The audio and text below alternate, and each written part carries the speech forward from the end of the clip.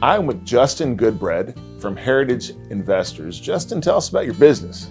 Sure. So we're a comprehensive wealth management firm located here in East Tennessee.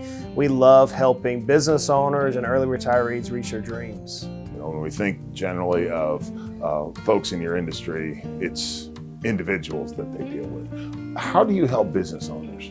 So the majority of our clients are business owners. In the United States, there's about 5.3 million small business owners, and we small business owners employ almost 60% of the population. It's a ton of stimulus that runs through small business.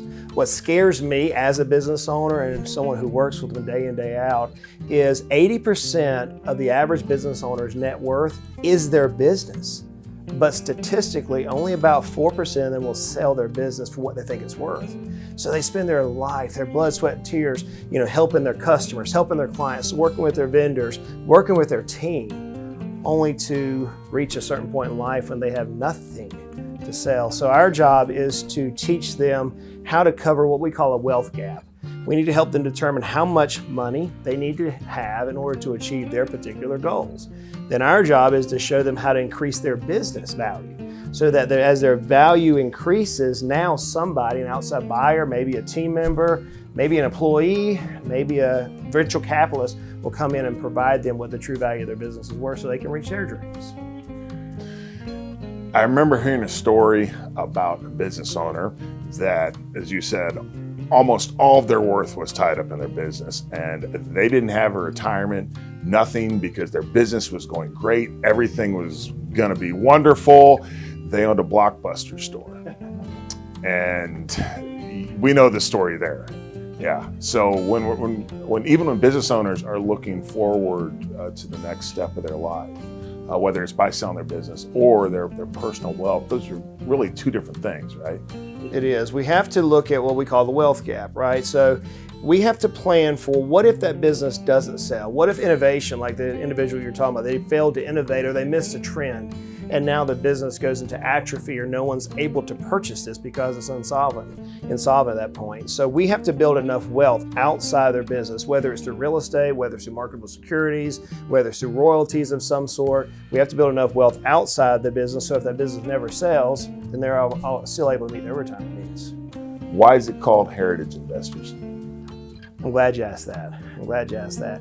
Whenever we founded the company, we were sitting around the table one day and we were deciding, what are we going to call it? I've heard the term legacy. I know that term a lot, but in the Bible, it talks about we have a heritage.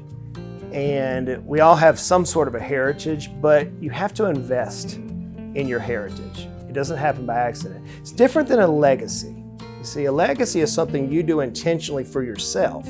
A heritage is something whenever you invest in somebody else. And so we named the company Heritage Investors because we want our clients to understand, hey, what we do, yeah, we're going to impact ourselves, but it's more about that generation behind us or the employees or those around that we work with. Why do you like working with small business owners? I am one. I love small business owners because I understand them. Whenever I came and started my first business, I realized there's a lot of books out there, Mayor, about big business, big concepts, and there are a lot of good books out there, but when we come down to the micro business, mom and pop, salt of the earth, there's not that much information. So that's what led me to start the Financially Simple podcast. That's what led me to write the books. That's what led me to the career that I now have. I think this is the best place in the country to live.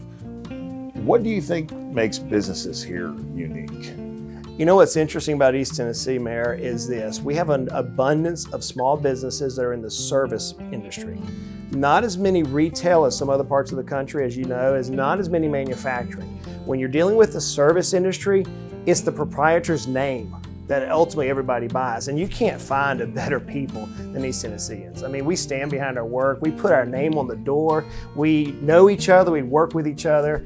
You don't see that often. We work with clients, all over the country, and there's something really unique, this hometown feel that we still have here in Knoxville.